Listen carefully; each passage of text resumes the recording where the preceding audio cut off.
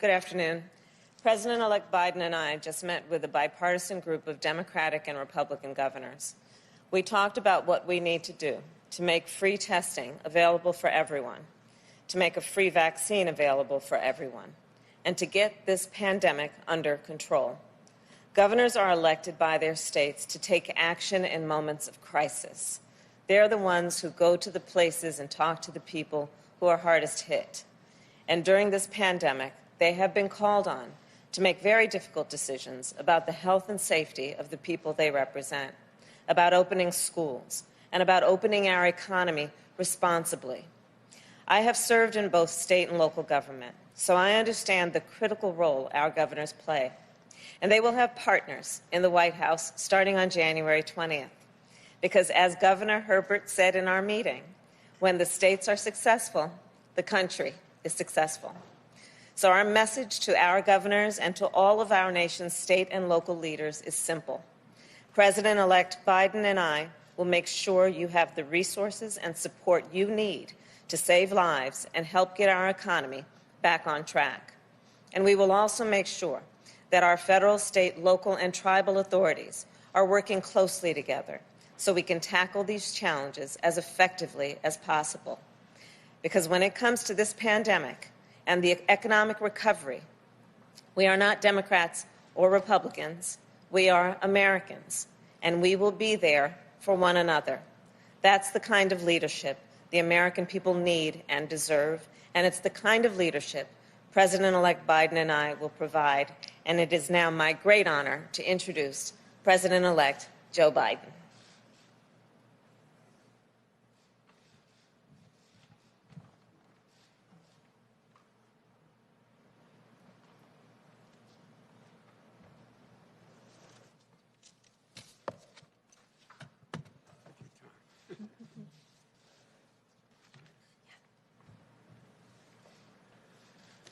Hello, folks.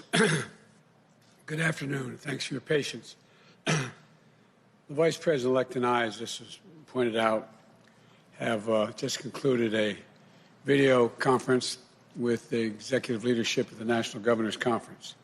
They included Governor Cuomo, New York, Governor Hutchinson, Governor Hogan, Governor Whitmer, Governor Ivey, Governor Polis, Governor Baker, Governor Lujan Grisham, Governor Herbert, and Governor Carney. And it was really a worthwhile undertaking. You know, they've had to make some really tough calls during this unprecedented crisis. And we're incredibly grateful for everything they've done and keep doing to try to keep their communities safe. Unfortunately, because of the lack of discernment, as they say, that's a fancy word these days, but until the head of the GSA says that we, in fact, our team, this transition team, our team, the senator and I, have, in fact, are the likely winners. And until she does that, we don't have access to all the information that we need to get from all the various agencies. We're not able to deal with everything from testing to guidance to the all-important issue of vaccine distribution, and even more importantly, vaccination plan to actually get vaccinations. We haven't been able to get into Operation Warp Speed, but we will take what we've learned today and build it into our planning. The country is still in a crisis, and there's a dark winter still ahead. Yesterday, America reached another tragic milestone, 250,000 deaths. 250,000 people died due to COVID-19. And there are empty chairs and dining room tables were filled just days and weeks ago with loved ones, family, friends who laughed and talked together. To those families and friends that are left behind, Jill and I send our love and our prayers. We know, like many of you do, how tough it is to find purpose in the memory of a loved one you've just lost. It'll take time, but you'll find it. You'll find it. And you'll find your purpose as we're going to find our purpose for our nation as a nation now. I promise you that. And I promise you that we'll work together. There's a great meeting we had today. All the governors, no matter their political party, whether they're from wherever part of the country they represented, no matter their political philosophy, shared a strong an abiding sense of a common purpose. There was a real desire for a real partnership between the states and the federal government. Each of the governors emphasized that we might be Democrats and Republicans, but we're all Americans first. They congratulated us heartily for our win. What really pleased me was that the governors made clear that beating COVID-19 is going to require all of us working together as one country. Kamala and I agree. We were deeply impressed with how much consensus there was, how to move forward among the governors. What we need to do now is how we need to do it. How are we going to do it? In what coordinated way can it be done? We discussed a number of critical ways we can work together and unify around a national approach to controlling COVID-19. First, delivering economic relief to the cities, states, and tribal communities. The lost revenue from COVID and the cost of COVID recovery is devastating to state and local budgets. As governors, as all of them indicated, we've got to come together. The federal government has to deliver this relief sooner rather than later, and with flexibility for the states to meet their needs. This includes helping businesses, schools, working families. From unemployment benefits to early education, continued access to affordable health care, all of that's needed during this pandemic. States and communities shouldn't have to lay off teachers, cops, firefighters, cut vital services for families and businesses. The second thing there was uniform agreement on, delivering a safe and equitable and free vaccine. The governors all acknowledged that this will be a massive undertaking, one of the greatest operational challenges we will have faced as a nation. One statistic that was raised by the governors, it took 8 months to provide 100 million COVID tests. 8 months to provide COVID tests. Just imagine how much more difficult it will be, they pointed out, if we don't find a more efficient and effective way to provide 330 million vaccinations. Put it in perspective. They made the point, we can't wait. That's what the governors are raising. In the meeting, we discussed the challenges that lie ahead in distributing and administering the vaccine. The governors talked about how getting doses of vaccine distributed is just one step. We have to actually get vaccinations into the arms of 330 million Americans. That takes enormous resources, people, product. We discussed the difficulty of that task. It's going to take time. It's going to take coordination. It's going to take the federal government and state governments working hand in glove, working together. The governors all emphasized we need to be clear with the American people about what to expect. No false expectations. Let them know what we anticipate. They all acknowledge that this is going to take a massive public education campaign. And we also need to reach traditionally underserved communities that are being hardest hit by the pandemic. Black, brown, Latino, Latin American communities, Native American communities, small towns, rural communities. They talked about that in some detail. Thirdly, we discussed the need to help states with Title 32 funding for the National Guard. That's a fancy way of saying governors need to be able to get funding when they need to bring their National Guard into play. And National Guards are going to have to play this. It costs a lot of money. And governors need that paid for. Governors discussed the need for funding when waiving certain FEMA fees. The fact is that this is a national emergency. That's what FEMA is supposed to deal with. Our view is that should be done. When it comes to deploying the National Guard or COVID or real relief, that should be paid for. You know, that's something Kamala and I will be very focused on. And fourthly, we discussed the implementation of a national mask mandate. 10 governors, Democrat and Republican, have imposed masking requirements and recognize the need for universal masking, north, south, east, and west. It's not a political statement. It's a patriotic duty. And fifth, we discussed making testing more available and accessible. Anyone who wants a test should be able to get one, period. And finally, while we focused on the immediate needs to control the virus, the governors also raised and talked about how much we have to build back better, especially on infrastructure and education, and so much more. This was not a one-off meeting. We committed, we agreed that we'll continue to work and meet with the governors on a regular basis, continue to seek their input, and that our COVID teams will follow up and coordinate on the issues coming out of that call, because some of them have very competent people on their COVID teams in their states. The bottom line, we can do this. There's nothing beyond our capacity, but we have to come together as a country.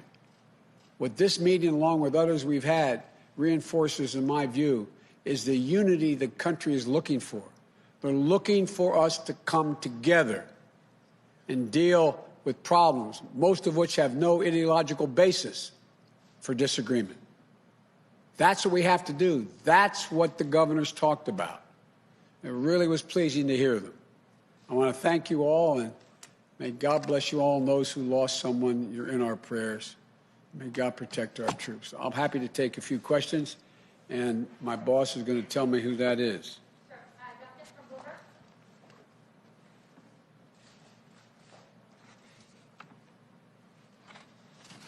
Thank you, Mr. President-elect.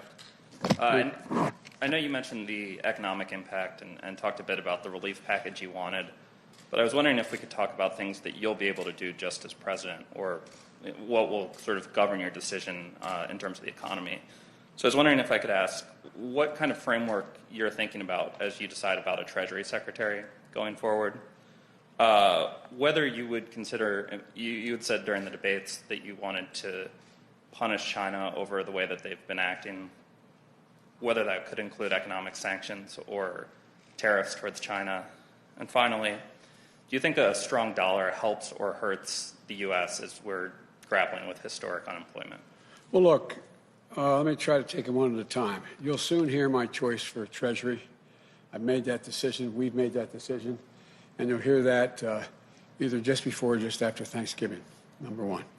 And you'll find it is someone who I think will be accepted by all elements of the Democratic Party, from the progressive to the moderate coalitions. Secondly, it's not so much about punishing China. It's about making sure China understands they got to play by the rules. It's a simple proposition. And so that's one of the reasons why we're going to rejoin the World Health Organization. We're going to rejoin on day one as well, and it needs reform, I acknowledge, and rejoin the Paris Climate Accord. And we have to make sure that the rest of the world and we get together and make sure there are certain bright lines Chinese understand. We have to not only deal with this pandemic, we have to plan for the next one. The idea that viruses are going to go away is just not rational. We're going to recalibrate and set up the institutional structures we had in our administration of Obama, Biden, and build on it.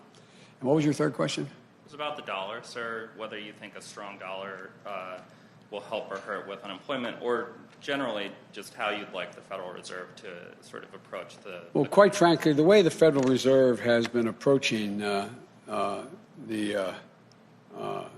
dealing with the dollar I think, has been in a positive direction.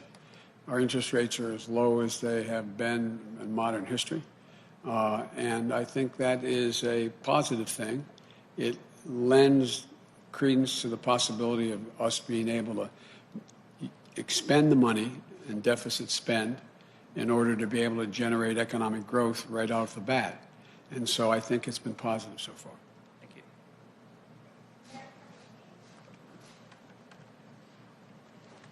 Thank you, Mr. President-elect.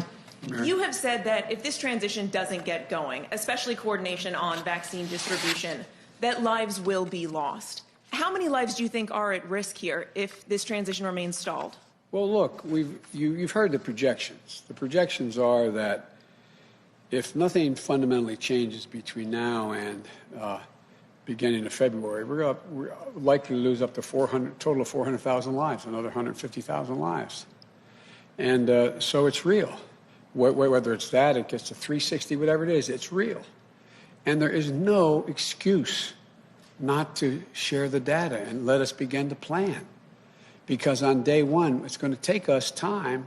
If we don't have access to all this data, it's going to put us behind the 8 ball by a matter of a month or more. And that's lives. How many would be lost as a consequence of that? I can't tell you.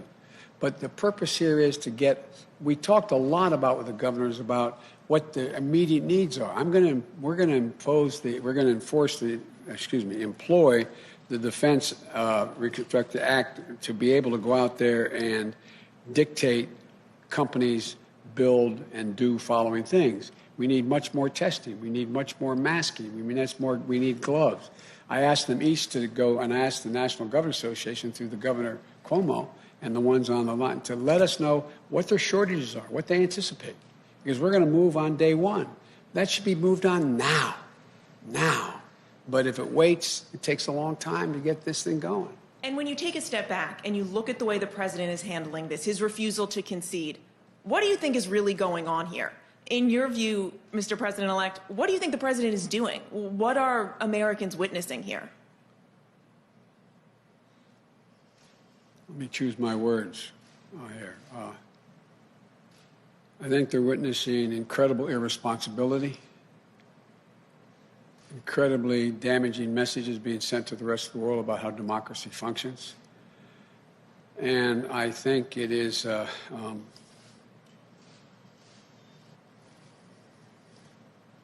well, I don't know his motive, but I just think it's totally irresponsible. Are you concerned he may succeed, that people may question the legitimacy of your administration? No, I'm not concerned. The vast majority of the American people, they've already, all the polling data has indicated, although the Republicans who worry about it is higher, but over 78% of the American people believe it's, without question, it's legitimate.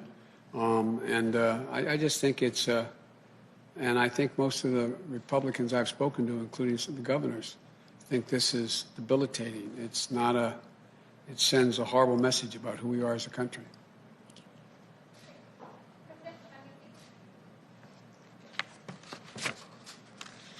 Thank you, Mr. President-elect. Thank you, Vice President-elect Harris. Appreciate it. Nice to see you as well. Yes, appreciate it. You have said that lives could be lost if you don't start getting briefings from the Trump administration. And now here we are, more than 250,000 lives could be lost. Given that, how do you justify not taking legal action to get the briefings that you say are critical, that you say you need? It would take a lot of time.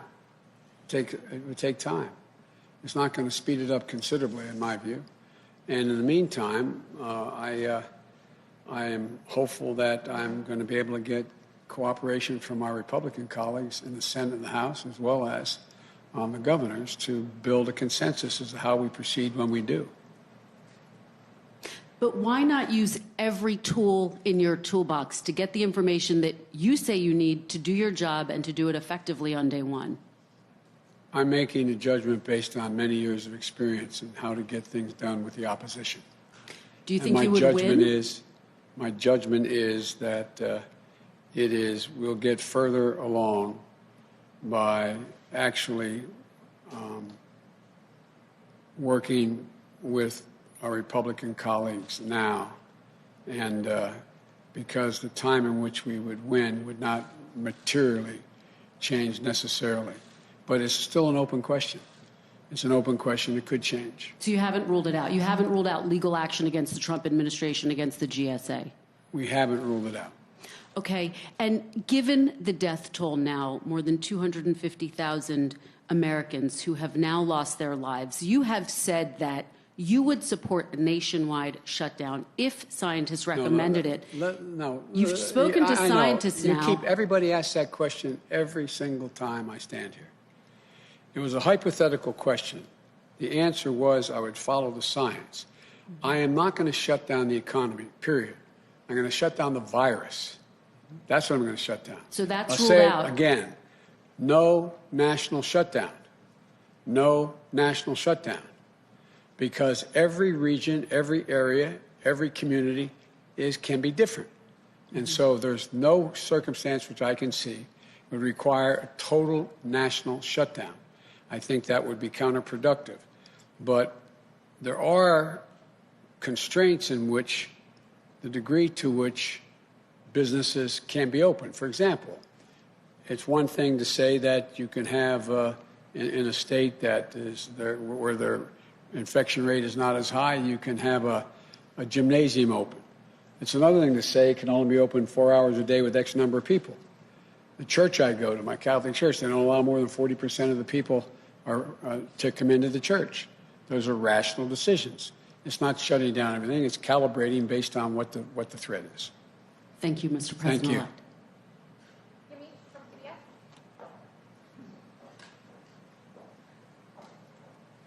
Thank you, Mr. Vice President-elect, and thank you, Mr. President-elect and Vice President-elect Harris. A question for you first, which is, what do you make of the fact that the president is having these calls with Michigan county officials amid his bid to overturn the election? He's going to be having also Michigan Republican legislators at the White House tomorrow. Is anything that he's doing making you rethink your strategy? I know you say that you don't want to have legal action right now. And what do you say to Americans, especially immigrant Americans who came to the United States looking for political stability and seeing all of the things that the president is doing? Hang on, I'm on my way. That's what I say to them, not a joke. And what the president's doing now is really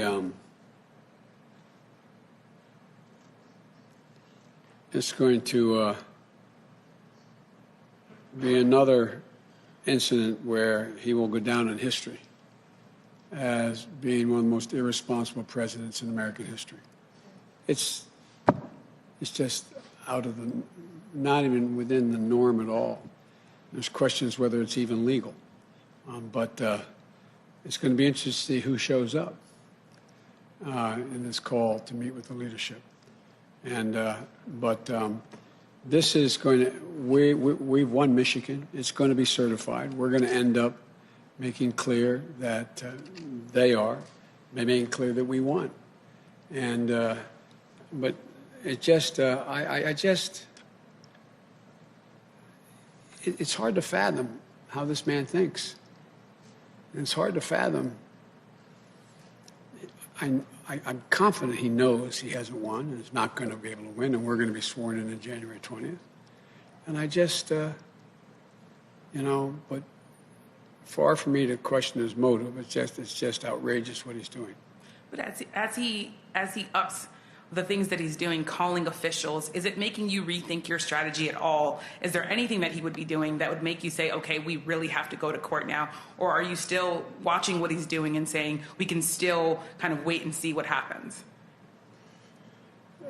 I'm not going to rule anything out or anything in, but at the moment, the strategy is not changing. And if I could ask a question to the Vice President-elect, would that be Sure. okay?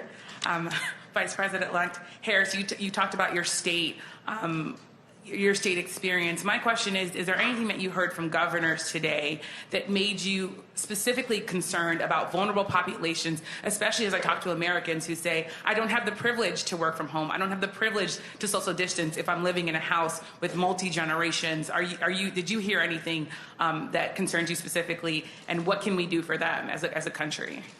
Well, as the President-elect shared with everyone, we heard a lot from the governors, including that.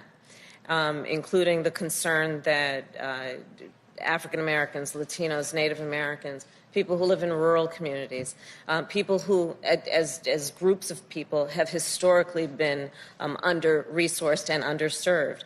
And so there was consensus among the governors, bipartisan consensus, that our federal strategy should reflect those concerns in a way that we support the states with the resources they'll need to get to the folks who have been often overlooked or ignored. And the President-elect, I think, has made it very clear that it's one of our highest priorities to support that. As you may know, in the Senate, I actually led what we called a Racial Disparities Task Force. And that approach is something that we will be incorporating in our administration to ensure that all people have equal access to resources, but also taking into account equitable distribution of resources based on need. Thank you, President-elect Biden. Let me add to that. One important thing to understand is there is and we've talked a lot about this, and we've talked about it when I was running, seeking the nomination as well. And that is that the idea of the brown, black, Asian American, Native American communities are always the first ones hit the hardest and the last ones who are brought back. We're going to flip that around.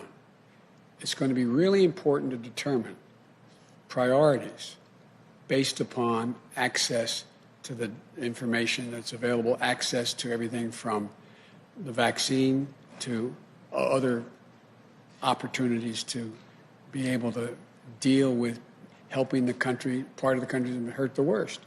3 times as many African Americans have died than white Americans died from COVID. So there has to be a prioritization. That's what I'd like to know exactly what this administration has in mind in terms of their Operation Warp Speed and how they plan it. And that's what we talked about with the governors today. They all mentioned the need to focus on the communities that have been left behind, particularly Governor Cuomo. It's one thing if, for example, vaccines are distributed to all the Walgreens of America.